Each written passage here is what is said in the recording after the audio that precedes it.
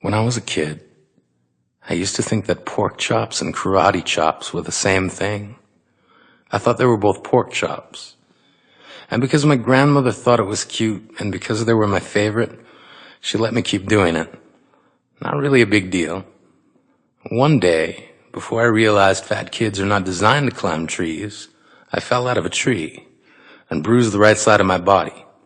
I didn't want to tell my grandmother about it because I was scared I'd get in trouble for playing somewhere I shouldn't have been. A few days later, the gym teacher noticed the bruise and I got sent to the principal's office. From there, I was sent to another small room with a really nice lady who asked me all kinds of questions about my life at home. I saw no reason to lie. As far as I was concerned, life was pretty good. I told her whenever I'm sad, my grandmother gives me karate chops. This led to a full-scale investigation, and I was removed from the house for 3 days until they finally decided to ask how I got the bruises. News of this silly little story quickly spread through the school, and I earned my first nickname, Pork Chop. To this day, I hate pork chops.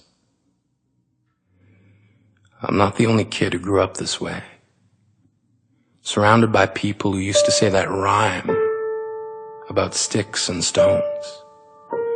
As if broken bones hurt more than the names we got called, and we got called them all. So we grew up believing no one would ever fall in love with us, that we'd be lonely forever, that we'd never meet someone to make us feel like the sun was something they built for us in their tool shed. So broken heartstrings bled the blues as we tried to empty ourselves so we would feel nothing. Don't tell me that hurts less than a broken bone. That an ingrown life is something surgeons can cut away, that there's no way for it to metastasize, it does. She was 8 years old. Our first day of grade 3 when she got called ugly.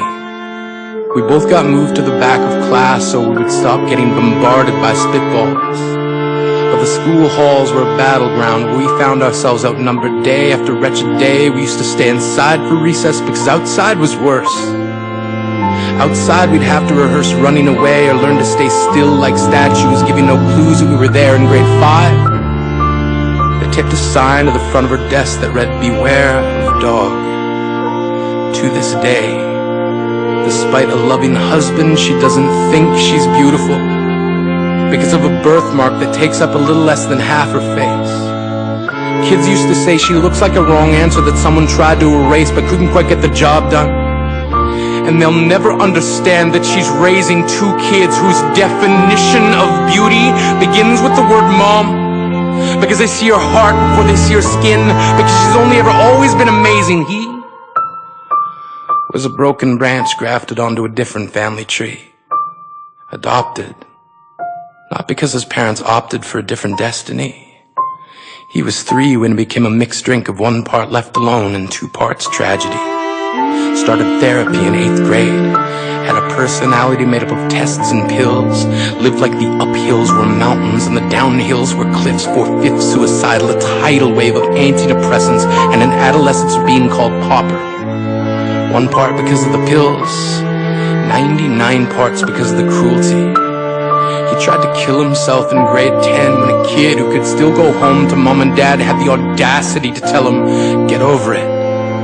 As if depression is something that can be remedied by any of the contents found in a first aid kit. To this day, he is a stick of TNT lit from both ends. Could describe to you in detail the way the sky bends in the moments before it's about to fall. And despite an army of friends who all call him an inspiration, he remains a conversation piece between people who can't understand. Sometimes being drug-free has less to do with addiction and more to do with sanity.